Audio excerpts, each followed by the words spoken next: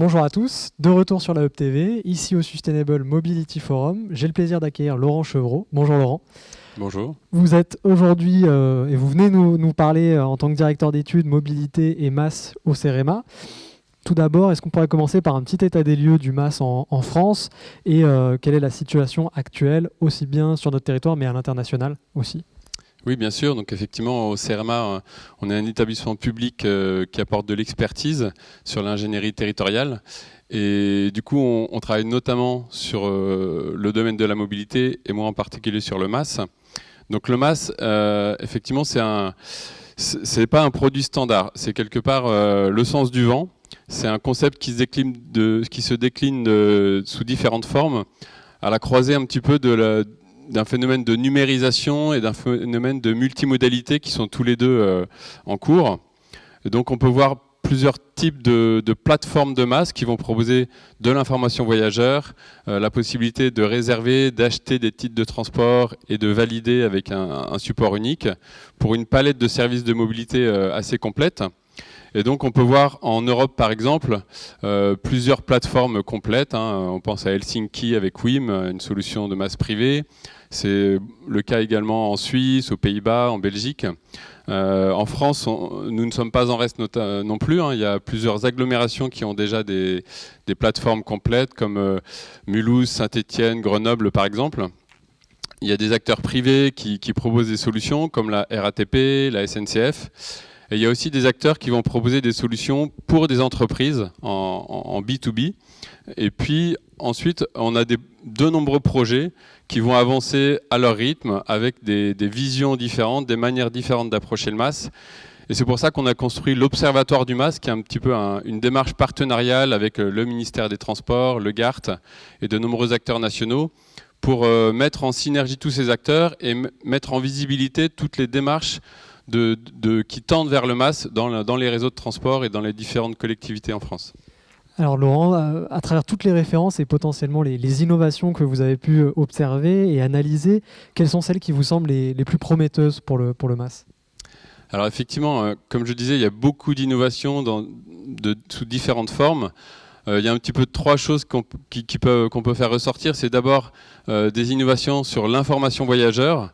Il y a des projets de recherche assez en avance, des acteurs qui testent dans des expérimentations grandeur nature. Et on a des choses comme du guidage en temps réel, des informations sur les horaires en temps réel, du calcul intermodal qui permet d'enchaîner plusieurs services de transport l'un à la suite de l'autre. Donc toutes ces innovations commencent à se répandre de plus en plus.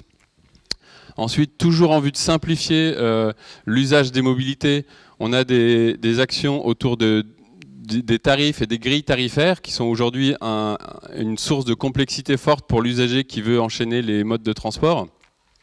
Donc comme solution innovante, il y a le post-paiement qu'on voit de plus en plus se déployer, qui va permettre à l'usager de ne pas se compliquer avec les grilles tarifaires, mais de s'inscrire une fois au départ, d'utiliser tous les modes de transport qu'il souhaite, et en fin de mois, il va avoir une seule facture unique multimodale pour l'ensemble des services qu'il aura consommés. Et puis il y a également d'autres types de tarification multimodale ou d'incitatifs qui vont avoir vocation à inciter les usagers à avoir un comportement vertueux. Et puis la troisième chose, c'est sur les supports. On a par exemple l'open payment qui se développe dans plus d'une dizaine de villes en France, qui va permettre avec une simple carte bleue de valider dans le bus avec des valideurs adaptés et qui vont faciliter pour des touristes ou même d'autres utilisateurs de plus en plus variés de pouvoir avoir cette simplicité de support pour valider un titre de transport. Donc finalement le MAS, c'est pas seulement un support unique, mais c'est l'idée d'avoir un compte unique pour plusieurs mobilités. Alors on voit de nombreuses innovations qui émergent autour de la mobilité as a service. Concrètement, pour les collectivités, qu'est-ce que ça représente? Comment elles peuvent s'y prendre pour l'intégrer au sein de leur région, de leur territoire? Alors c'est une bonne question parce que on fait pas un MAS pour faire un MAS. Donc la première question que doivent se poser les collectivités, les acteurs qui veulent développer un projet, c'est quel est l'objectif? Quel est mon projet phare? Quel est mon objectif principal? Et ensuite, comment il va se décliner en objectif précis? Et avec ça, quelle va être la cible ou les cibles de type d'usager qu'on va vouloir adresser? Deuxièmement, il va falloir regarder un petit peu, par exemple via l'Observatoire du MAS, quelles sont les possibilités, les innovations existantes, quels sont les retours d'expérience des différents projets pour pouvoir avoir cette phase un peu de sourcing et d'idéation et pour envisager les possibles. Ensuite, la troisième étape, ça va être, une fois qu'on a fait tout ça, de définir son projet. Donc c'est là qu'on va réfléchir et concrètement préciser la proposition de valeur et le produit qu'on va vouloir développer. Et in fine, dans cette phase de définition en amont, il est bon aussi d'inclure une phase sur les outils, les données disponibles et qui vont permettre de monitorer et d'évaluer de quelle manière le système permet d'atteindre des objectifs qu'on s'est fixés en amont. C'est évident, mais c'est rarement le cas. J'imagine. En tout cas, au niveau de CEREMA, comment est-ce que vous pouvez justement aider ou accompagner les collectivités dans l'implémentation de leur MAS ? Alors, au CEREMA, on a une vocation de service public et de diffusion de la connaissance. Donc, ça se traduit par des formations, des conférences, des études qu'on va pouvoir réaliser et publier pour toujours favoriser le retour d'expérience, l'identification des bonnes pratiques. Donc, c'est le cas sur le MAS, notamment via l'Observatoire du MAS qui fédère de nombreux acteurs, mais également sur le site du CEREMA, on peut trouver de nombreux éléments.